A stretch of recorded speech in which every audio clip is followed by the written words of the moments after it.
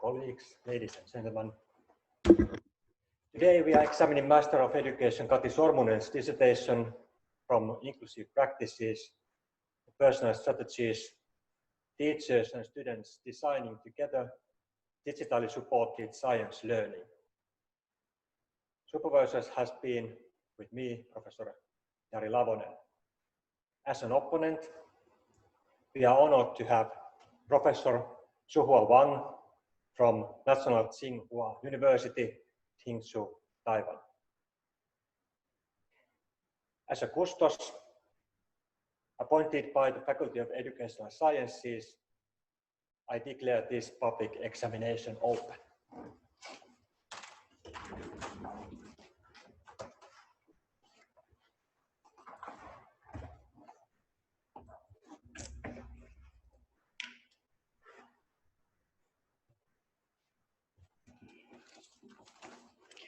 Honored custos, honored opponent, ladies and gentlemen.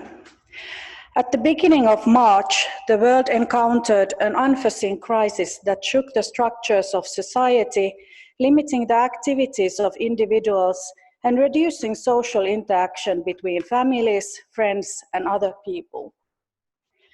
Schools that have a significant role in society for ensuring equity were shut down worldwide. The school system that had been struggling for the last decade with digitalization had to transform education rapidly from classrooms to online learning environments. Concerns about the organization of teaching were reflected in private discussions and in the media, which raised issues related to inequality of available digital tools and accessibility. There was also distress about the implementation of distance learning, both in terms of teachers' and students' digital skills and coping, as well as concerns of students that are at risk of being segregated. However, after the initial shock, different perspectives began to emerge in the world media. Different learning innovations were made, and even positive perspectives on online education were reported. About a month ago, Helsingin Sanomat, the leading Finnish newspaper, published an article where reporter Reetta Räty followed 15 children and youth's daily life during the lockdown.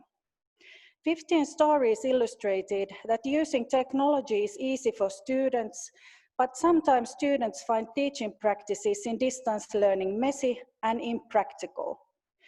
This phenomenon has raised in recent reports and research papers which illustrate the gap between different generations. Tanhua Piiroinen's group followed digitalization in Finnish comprehensive schools for 2 years, from principals, teachers, and pupils' perspectives. Their final report illustrates that students use digital tools daily, most for social relations and digital communication, but they have only a few opportunities use of digital technology in their studies, which is emphasized in the Finnish national curriculum. They recommend that education should take advantage of digital opportunities in a more student-centered way, which in fact is a theme of one story in Helsingin Sanomat article. In that story, a couple of 9th graders felt that studying physics and chemistry from a book and home alone was distressing. They decided to build up a learning environment for science learning to a communication application that was familiar for them from social gaming. Within a few hours, their whole class joined into it, and soon after, it was also introduced to the teachers. The teachers got excited and began to co-design distance learning further with students, and after a while, this innovative learning environment was spread to the other grades too. This story is an excellent example of what can be accomplished in education with student-teacher collaborative designing. The public examination today also illustrates a story of co-designing digital learning in a classroom. Educational design research, in short EDR, aims to develop solutions to complex educational problems in practice while also developing theoretical understanding. It acknowledges the complexity of classroom research, and it has been successfully used in several projects that aim to develop education. The story of my thesis takes place at the time when the amendment of the Basic Education Act of remedial teaching and part-time special needs education was first implemented in Finnish schools. The main goal of the policy was and still is to ensure educational equity, inclusive education, and promote lifelong learning opportunities for all students regarding family income, gender, ethnic background, abilities, or disabilities. It is in line with global educational policies, and for example, the latest UNESCO's Global Education Agenda continues to espouse inclusion. The policies, as well as an increased number of students in mainstream classrooms needing additional support for learning, led to the need to develop new and innovative models for implementing inclusive education and design inclusive practices in the grassroots level. The main characters in this story are the students and the staff that participated in the EDR project. At the beginning of the story, team teaching class with 3 teachers, a classroom assistant, and 49 students received smartphones for digital learning tools, aiming to develop inclusive practices and promote students' overall well-being in research practice collaboration. During that time, I was working as a special education teacher in the class because 10 of the students had identified learning difficulties and the status of needing special support for learning. The common thread of the story is built on the overarching question of the thesis. How does the co-designed use of digital technology improve inclusive practices in a primary science classroom? The EDR project consisted of 4 iterative macrocycles, which intended to increase understanding of co-designing and implementing learning practices in science learning. The first macrocycle focused on exploring possibilities for using smartphone technology. In the second and the third macrocycle, students used, designed, and developed further both personal solutions and collaborative solutions. And in the fourth macrocycle, the main focus was on students' active participation in a collaborative maker-centered science project. Data was collected from multiple sources, emphasizing means that related to teaching and learning in the class. The thesis is comprised of 4 publications that form a holistic picture of the possibilities of digital technology when considering the adaptation, use, and the benefits for the students, both at personal and group level.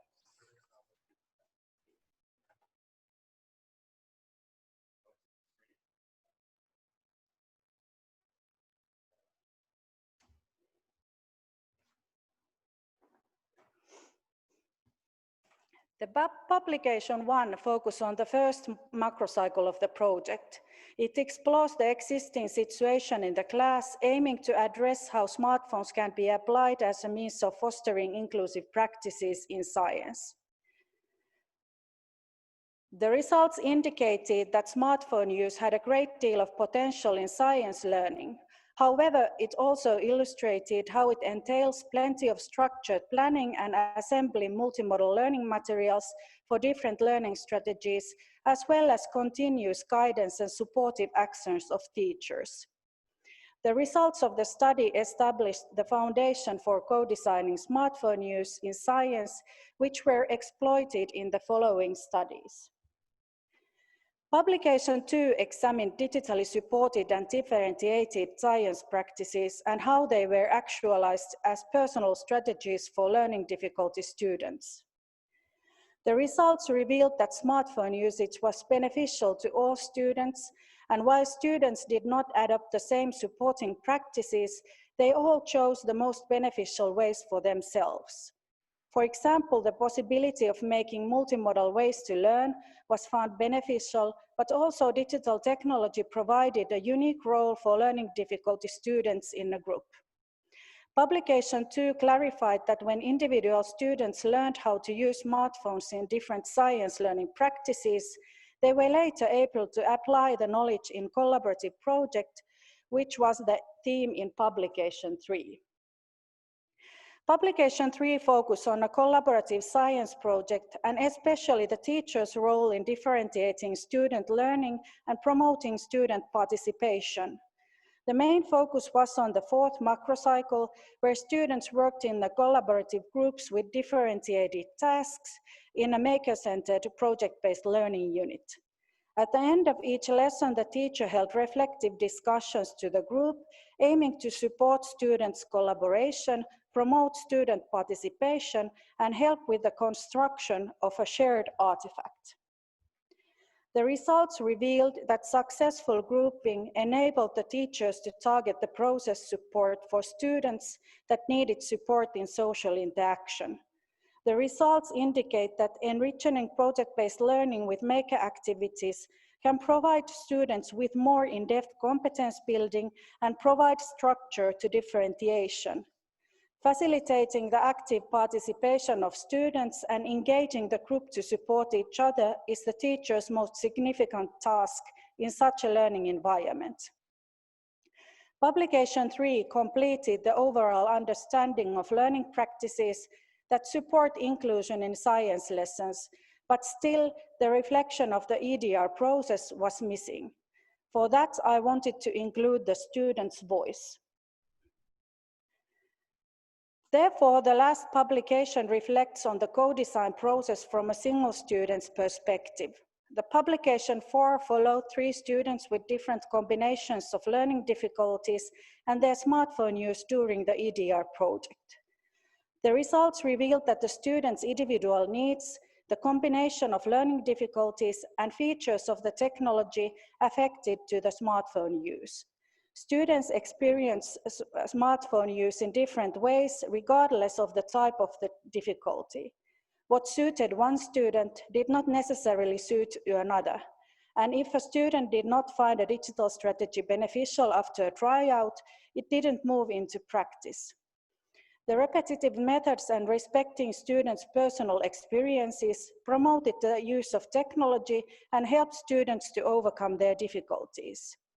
Overall, the publication 4 revealed that co-designing project strengthened the collaboration between students and teachers and promoted inclusion for all students. A good story evokes feelings, excites or teaches something new, but the best stories also give a spark to new insights. According to the recent studies, implementing inclusive education has proved to be challenging. This thesis can shed light on several factors that need and have a potential to be improved within schools.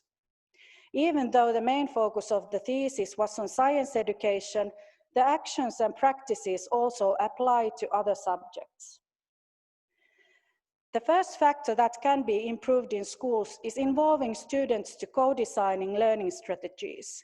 In this thesis, the digitally supported learning strategies served as an artifact, an object of development. The smartphone was a tool for reflecting on the learning experience and the strategies implemented. The long-term process enabled students to reflect on their learning and find beneficial tools and strategies to them. Students were or become experts of smartphones' possibilities, and the teachers held the pedagogical expertise, which was used to modify students' ideas into new learning situations. This type of process, where students develop at the same time their metacognitive skills, is essential if we want to promote education for all and competencies needed in the future society. Second, inclusive practices in grassroots level need to be approached from 2 perspectives: students' personal learning and collaborative learning. From these perspectives, the high-quality learning can be established through differentiation strategies. With a consistent and persistent iterative exploring, testing, and developing solutions collaboratively, both students and teachers can be engaged for developing learning solutions. The findings illustrate the nature of inclusive practices in each student's personal science learning and how the teachers can support digital learning through content, process, and product differentiation. Digital technology was incorporated into students' personal learning, first by mirroring how they had learned previously, the pen and paper strategies, and later by adding more variety.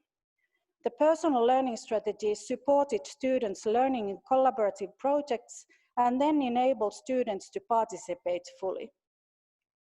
During the EDR project, also the science projects developed from simple scientific inquiries to include a more complex project-based learning approach, aiming to increase students' engagement and active construction of meaning. Connecting maker activities to project-based learning enabled the teachers to add more variety to the activities in relation to basis of differentiation, which helped engage students to learn. These collaborative science practices also enhanced the students' sense of being a full-fledged member of the learning community. Like all good stories, this one also invited reflection afterwards. To conclude, developing teaching and learning in a rapidly changing society requires more tools for teachers to encounter challenges.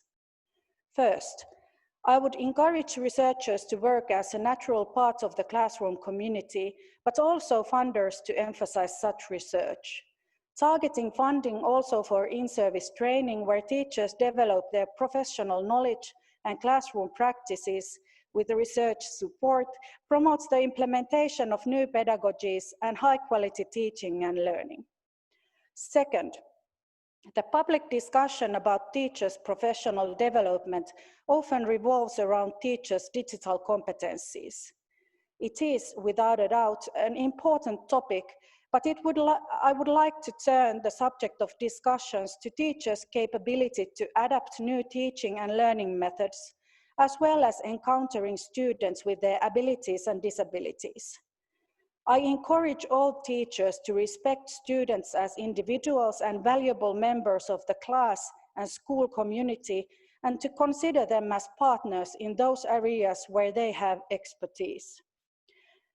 And third, the teacher education curriculum should emphasize more inclusive values and include more inclusive practices, such as differentiation both in theory and practice, subject-specific differentiation and technology use, and collaborative projects with other students that are majoring in different subjects. When we are developing an inclusive schools, the teachers need to collaborate in order to face possible challenges.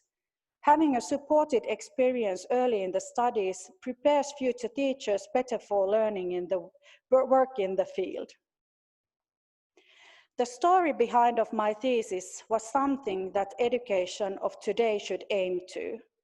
I know for a fact that there has been and currently is similar success stories around Finland and worldwide, but there are still many stories that need writing.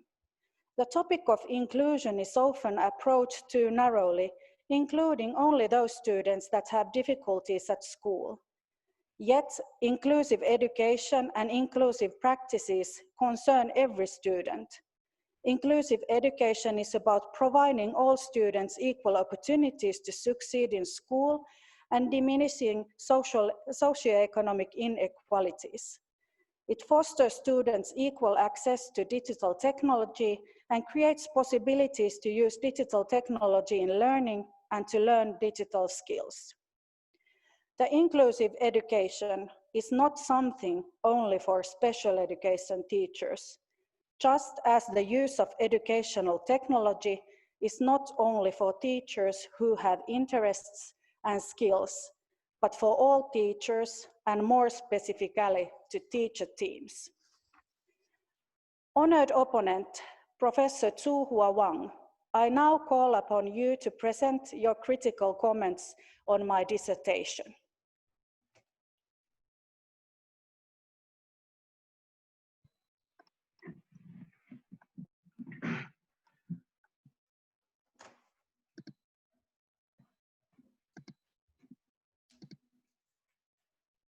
Okay, thank you, Kathy. Your dissertation is very valuable for science education. And now I have a short comment for your dissertation. Please see the screen for the details. Katie's doctoral dissertation is mainly written on the basis of 4 publications. The 4 papers are published as monograph papers and academic journal papers, respectively. Katie is the first author of these 4 papers, and they are jointly published with 2 supervisors. These 4 papers are highly related to the 4 questions to be answered in Katie's doctoral dissertation. They also have a careful discussion on the research design and the data analysis of the doctoral dissertation, and make significant contributions to the overall structure of the doctoral dissertation. Katie's doctoral dissertation perfectly integrates the 4 papers. It comprehensively discusses the literature basis, theoretical basis, research design, data analysis, as well as the overall research findings and contribution. It also puts forward specific suggestions for the follow-up research and education practice.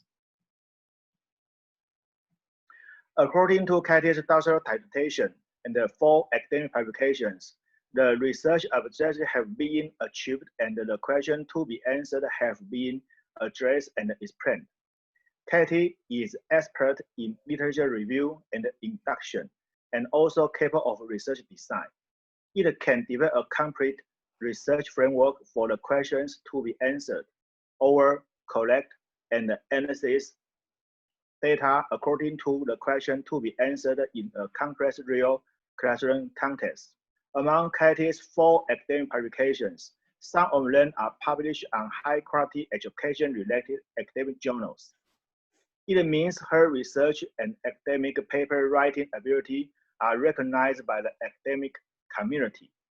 Katie's doctoral dissertation proposed the framework for the reflective co-design of learning strategies and a curriculum implementation mode with great academic and practical value for the inclusive education and technology-assisted scientific learning, so that we can understand the value of smartphone in assisting LD students' scientific learning. Based on my brief statement, I have several questions to ask you, and I hope you can answer my questions. There are 4 questions for you, and you may also see the screen for the questions. In general, this is a well-written doctoral dissertation, and the findings are available for inclusive education and technology-assisted science education. My first question for you is that in general, to LD students, we always hope that teachers can differentiate the course contents and help students to individualize learning. However, in this doctoral dissertation, you mainly use another term, personal learning. Can you explain the difference between personal learning and the literature review? This is the first question. And my second question will be, there is a very important statement in this doctoral dissertation. When arranging collaborative science projects, teachers should consider the design of inclusive practice, arranging and designing based on the needs of each student regarding learning process and social interaction.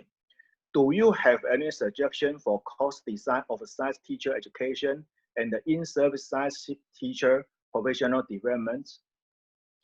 My third question for you is, in the 4 macro cycles, I believe that parents need to play an important role. Can you tell me the role of parents? What should they do to assist your instruction? Do you face any problem when communicating with parents? Do you have any suggestion on the parent-teacher interaction. The final question is,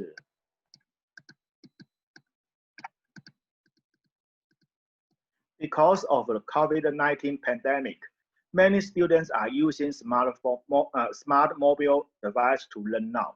Based on your research experience, do you find any negative effects on learning through smartphone?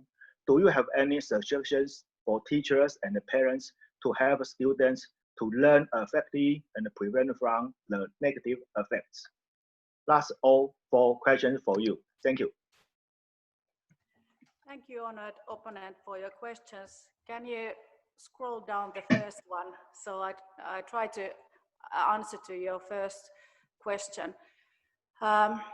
When we began to plan the project design, we had and afterwards when we started to write down the results, we had a few concerns about what terms we should use.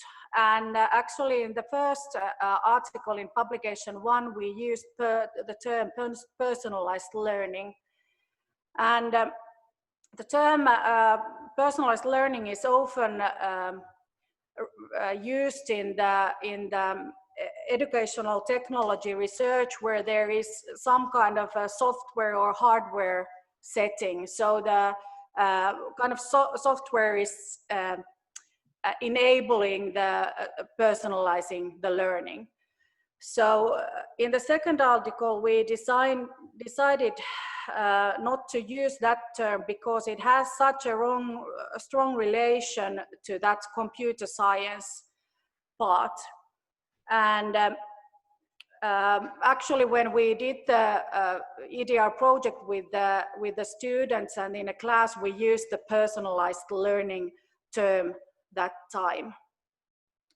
Then I also considered the individualized learning, but in the special education research, there's that's kind of a difficulty of using that term, that often the term individualized learning is related to curriculum content which the students cannot achieve as the other students. So the content of the subject is too difficult for the students, so then the learning plan is individualized for that student. And that's why I didn't use that term, because by personal learning term, I and we mean about every student's personal learning, what they experience themselves and how they learn within the curriculum, if it's for the mainstream students or the students that need enhanced or special support, or for students that actually need the individualized learning. So it's a kind of an umbrella term for individual students learning. So that was why I chose that term. Are you happy with the answer? Yes, I know. So you mean that you can in general teachers cannot have really individualized design for every student. So you use the personal learning as an umbrella to cover all kinds of learning. Yes. Yes, and actually the individualized learning is a kind of term that is used in the policies also for a student that can achieve the goals that is for that age level or grade level. So that's why I use the personal learning term. Okay, I know. Yes, I accept this answer. I know the reason, because in general we especially for the educational technology field, we always use individualized learning. But actually, sometimes I find that the individualized learning is not really individualized. It's just a personal learning. So I know your situation and I accept your answer. And please answer the second question. Yeah. So the any question, suggestion for the course design of teacher training? Course of design, science teacher education. Yeah, that's because interesting. Thank you. Because you tell us that the social interaction is very important to know for science teachers. Do you have any suggestions for the teacher training program about the course design? Actually, what I have been doing during recent years, I have been given in-service teacher trainings and also courses in our faculty of the kind of a multidisciplinary learning modules where they are students or teachers from the different backgrounds in the course, and based on the course feedback, there is the participants like the idea that they actually are collaborating with the different teachers. For example, the becoming kindergarten teachers or the early childhood education teachers, and for example, crafts teacher, they are collaborating together or making some project during the course. They look the teaching and learning from different perspectives because they have a different background. So I actually believe that there are in the course selection and also in the in-service training such courses which are designed so that there are teachers from different subject, or that they are becoming or they how do you say it, the course selection is so that they are going to graduate to a specific subject. They indeed have the possibility to communicate and learn together, but for that it requires from the lecturers or the university teachers perspective really strict kind of structuration, so you can include everything into it. And if you look at the entirety of my dissertation, the process of the inclusive education and all the aspects that you have to do in order to get where we got during the 6 years and in the final science project, it takes a lot of time and previous knowledge. So I believe that there is a good way also in the science teacher education and also in the in-service teacher education, that there are those studies that where you learn the basics and your personal, what you are personally as a teacher, and then also the part where you learn how to collaborate with the others. Just like in the thesis, I draw the figure of students' personal and collaborative perspective. I believe that the same perspective is beneficial also in the teacher education. Okay. So because your background is a science education teacher, yes? Yeah. Do you have any background about science? Me personally, no. I have graduated from the classroom teacher education and then also special education teacher education. So in Finland, I'm a primary school teacher. That's my background. And in a primary school, teachers all study the science contents in the environmental studies. So we kind of teach every subject in the primary school. That's Okay. my background. So I haven't mastered into physics or chemistry or Yes, yes. Okay. or mathematics. Great. Okay. So I know because in the context of Taiwan, the teacher, the special education teacher, is always do not have science-based background. They always do not have science background. So I hope hear something from you about how to design a science teacher education program for this kind of teacher. But your answer is okay. I know the situation in Finland is totally different from that of Taiwan. So I think your answer is okay for me. And the third question is here. Can you answer?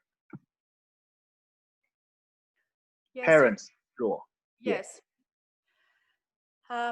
Actually, what I have been doing the class that was participating the research, they had been studying for 6 years together, and I was that entire time the teacher in that class. So I knew the students well, but also I knew the parents well.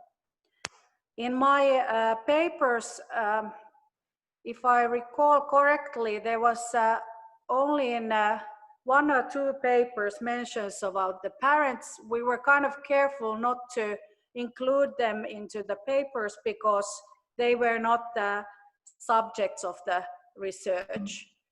But what do I mention there was that in the first publication, when we explored the benefits of the smartphones, the students answered after every day to the questionnaire, where there was few questions about did you receive help or did you receive help from a teacher or from home. And in some homes, the parents really supported the kid if they needed a support. In the very beginning of the EDR project, we had a kind of a parental meeting or the class meeting because the kids were, or the students were also present in that time, when we gave the smartphones to every student, and every student had to have one parent with them. So in that time we agreed the rules how to handle the phones, and we made kind of agreements of, for example, that after 8 o'clock they don't text to each other, or before 7:30 in the morning. I don't recall those so well, but we made agreements with them. And you have to remember that when we began, it was 8 years ago, so smartphones were really new in the school environment. So we had to do a lot of work which was open to parents also, so they knew everything what was happening, and we were planning together. Then also if I remember, it was on the publication 2 and 4, they were about the learning difficulty students and how they use the smartphones. So we followed them for 2 years, and every year we held those teacher student parent discussions or guardian discussions. And in those discussions we made the learning plans where we included also how to use smartphones in order to support learning. And in those discussions we made agreements. For example, now I have to check. We made a agreement with the kids And the parents, for example, we had one student, if I remember correctly, it was Tuomas, who had difficulties in reading, and yes, Tuomas, who had difficulties in language skills, and we agreed with the parents that it would benefit him if he studied the kind of theory which was studied from the books. So he would listen to audio recordings of that specific chapter or the science book, and also that he would type down with the laptop or the smartphone. But in the beginning of the study, when there was nobody else who was doing that, listening the audio recordings or typing the notes, he didn't want to do it because it kind of made him separate from the others. It wasn't similar than the others. That's what I think was behind that. So we had a really close communication with the parents. They had concerns also about the smartphone use, but because we knew the parents so well, I don't feel that, or anything in my data didn't indicate to that there was any kind of problems relating to that. And as I said, we didn't study that either. But what I would suggest is to have a kind of open environment and close collaboration with parents, so that it's transparent what is happening in schools with the new devices, because that would help also the families to know that what kind of rules we have at school and what kind of rules they might expect from their kids too. Okay. So I think your suggestions on parent-teacher interaction is very valuable. Yes. Because it is always very difficult to ask students to use a smartphone at home, especially in Taiwan. Because in Taiwan, parents always afraid that their children's eye will be harmed. They're afraid the smartphone is not good for their children's health. So they always do not want teachers use a smartphone in school or ask their children to use a smartphone at home. So this question is very important for me, because I think smartphone is the most important device, teaching device in your dissertation. So your answer is very good. I got several information from your suggestions. Thank you. Thank you. The final question is here. This is, can you answer this one?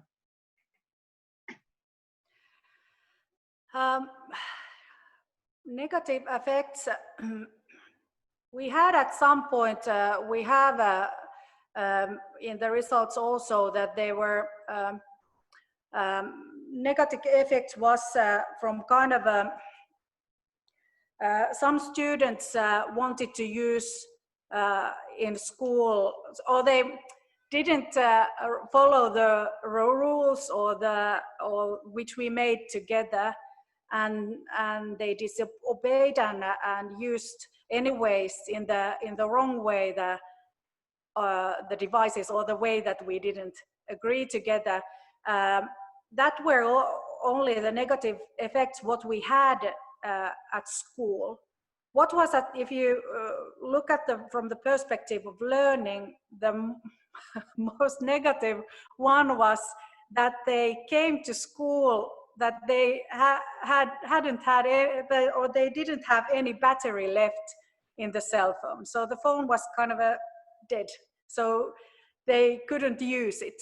That was the difficulty, that we had to teach them that when you go at home, you plug it, you charge it, and it's your educational tool or learning tool. It has to be ready when you come to school.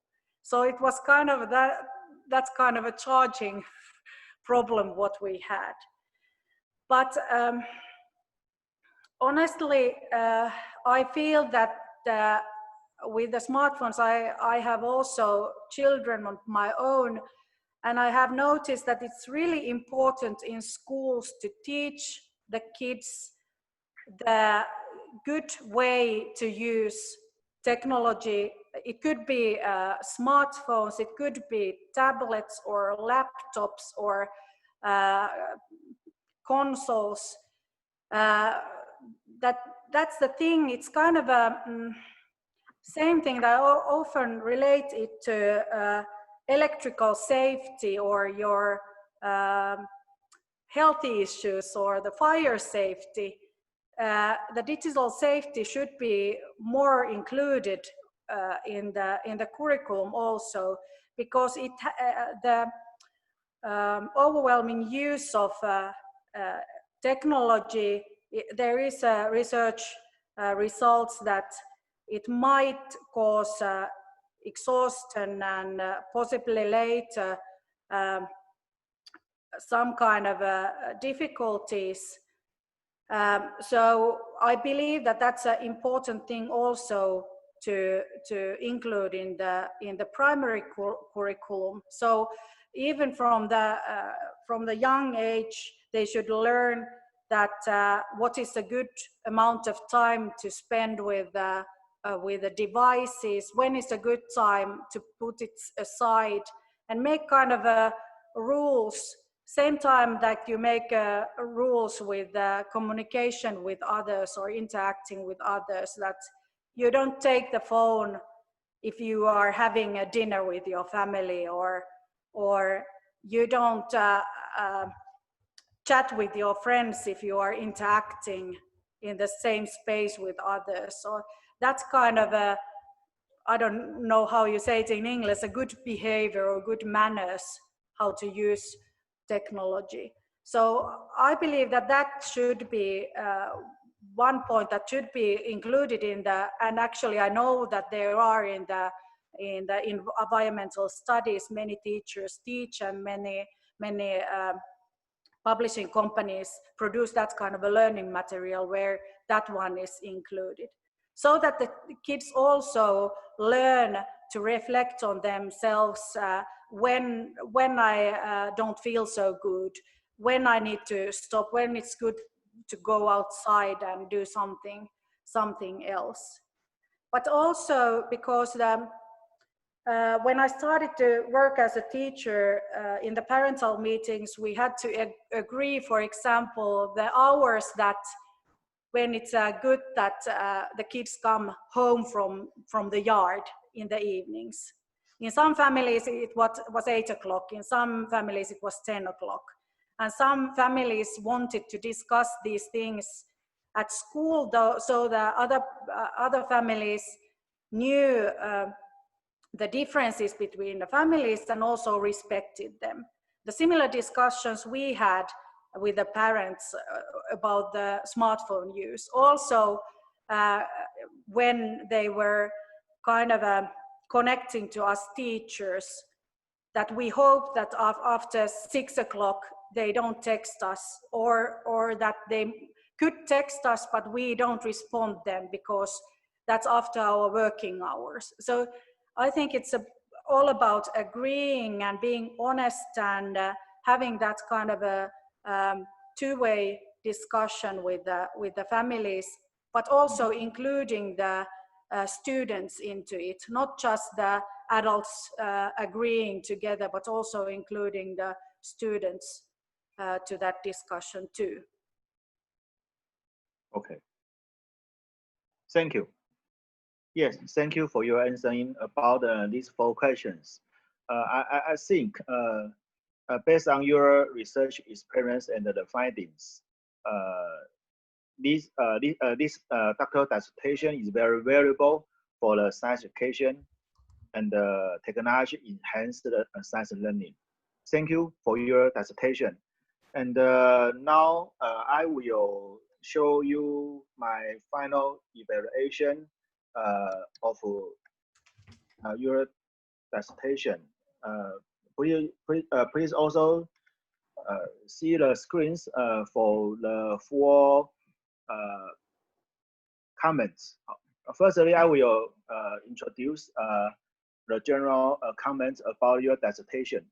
The theme of Katie's doctoral thesis is about inclusive education in a technology-assisted science classroom. It is expected that students who are studying science in the classroom, including some students with learning difficulties, can obtain personal learning opportunities through technology to improve their scientific learning affinities. The research framework is clear. It is carried out in a way of educational design research, including 4 macro cycles. The first macro cycle is to explore which kind of smartphone device is useful and to develop a scheme to assist students to use smartphone for personal learning. In this macro cycle, Katie used some effective strategies to encourage students to find out the ways that smartphones are used in learning. For example, if students have innovative application for smartphone in learning, they would be given the opportunity to show them and teach the whole class how to do it. Students are also encouraged to use smartphone in a multimodal way for note-taking. Based on the result of the first macro cycle, teacher will define the course contents and the way smartphones are applied in the second macro cycle, and reflect on the benefits of smartphones for each student, and constantly modify and adjust the way smartphones are applied to learning. Students will try some innovative strategies to apply smartphones to collaborative learning. Teachers and the students also constantly reflect on and modify the use of smartphones. The third macro cycle is meant to explore those inclusive practices that are helpful to students' personal specific practice, investigating which practice will be accepted by students and which are unacceptable. In the fourth macro cycle, teachers design some teaching activities to enable students to actively participate in the support the inclusion. The specific activity design is to use the maker-centered PBL project to build a scale model house together. At this stage, teachers divide the students into different groups according to their interests, readiness, and learning profiles. Then the students use smartphones to promote the participation of the same group of students and develop strategies to complete the project, and then apply these strategies to the project. From the design of these 4 macro cycles, I can see that Katie has mastered the core spirit of EDR, finding solutions to the problems of teaching in the real-life teaching scenarios. The first 3 macro cycles involve students in the design of applying smartphones to the scientific learning practice. The fourth is the teaching activity designed by teachers, which enables students to use what they have learned in the first 3 macro cycles to carry out learning tasks in practice. The overall research designs and practices are in a concrete, real context. In terms of data collection and analysis, because this research focuses on qualitative data collection and analysis, the reliability and the validity of data collection and analysis are very important. Katie collects students' file students' memo, video recordings, questionnaires, students' learning plans, reflective discussions, and the final interviews in 4 macrocycles. Students' files and the teachers' memos are collected throughout the 4 macrocycles for a long time, while students' learning plans are collected in the 2nd to 4th macrocycles, and the rest are collected in some macrocycles. In Table 3, Katie explains the connection between data analysis and the questions to be answered in detail. In addition to the general quantitative and qualitative analysis, the special part is co-occurrence network analysis. Katie published the process and the result of the data analysis as maker-centered project-based learning in inclusive classes, supporting students' active participation with teacher-directed reflective discussions. It was published in a high-quality academic journal of science and mathematics education. This co-occurrence network analysis is a data analysis method with great potential. Katie used Gephi software to analyze and visualize the data in his doctoral dissertation. The overall integration of the research results is quite valuable. In terms of the overall research findings, Katie's doctoral dissertation has 4 research questions to be answered, which can be obtained from 4 published academic papers. From my viewpoint, several findings are of great academic and practical value. First, applying smartphones to personal learning requires long-term participation and interaction between students and the teachers.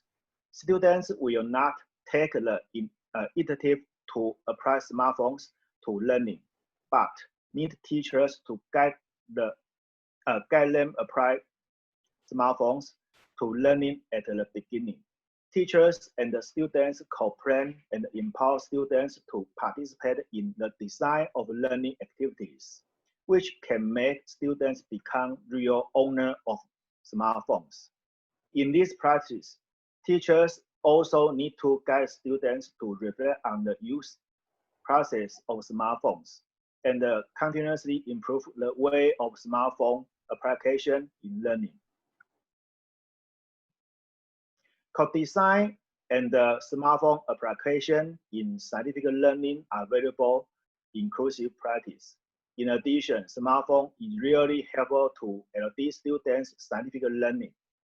LD students will choose the best way to use smartphone for their own learning. LD students can play a successful role in group learning through smartphones, such as searching for information online. In addition, teachers can play the role of support with the process and the support with social interaction in the different learning text of collaborative science project. When arranging collaborative science project, teachers should consider the design of inclusive practice, arranging and designing based on the needs of each student regarding learning process and the social interaction. In addition, students will use smartphones in different ways. The way suitable for each student is different. However, it is found that smartphone can be used to solve the learning difficulties of some students, so as to improve the scientific learning effectiveness. From the perspective of different instruction, smartphone can provide multimodal learning material as well as allow learners to carry out a variety of digital note-making. It is very valuable to inclusive education. Katie put forward the framework for the reflective design of learning strategies in Figure 8, which is of great academic and practical value. This is a concrete and effective scaffold for teachers to help students with the application of science and technology in learning. The overall research result also prove that smartphone can play an active role in inclusive education, which is helpful to students' scientific learning. Katie also put forward a view from the from the perspective of inclusive education, the application of technology to scientific learning is complex, covering teachers' knowledge of special education, subject-specific pedagogies to technological knowledge, and engage students, and etc. Summary about my comments. According to Katie Schuman's doctoral dissertation and 4 academic publications, the research objectives have been achieved and the questions to be answered have been addressed and explained. Katie is an expert in literature review and induction, and also capable of research design. It can develop a complete research framework for the question to be answered or collect and analyze appropriate data. According to the questions to be answered in a complex real classroom context, among Katie's 4 academic publications, some of them are published on high-quality education-related academic journals. It means her research and academic paper writing ability are recognized by the academic community. Katie's doctoral dissertation proposes the framework for the reflective co-design of a learning strategy and a curriculum implementing model with great academic and practical value for the inclusive education and the technology-assisted scientific learning, so that we can understand the value of smartphone in assisting LD students' scientific learning. Based on above, I am glad to recommend that the faculty council accept the outstanding doctoral dissertation of Katie as a part of the PhD studies. Thank you.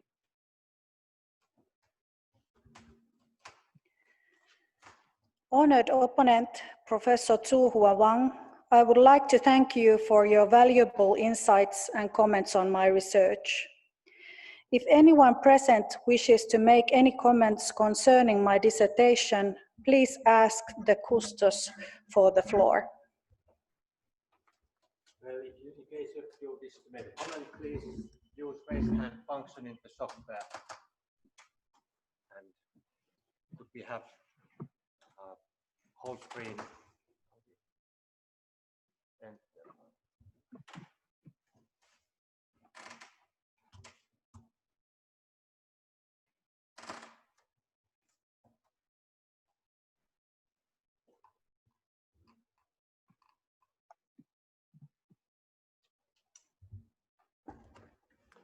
examination is completed.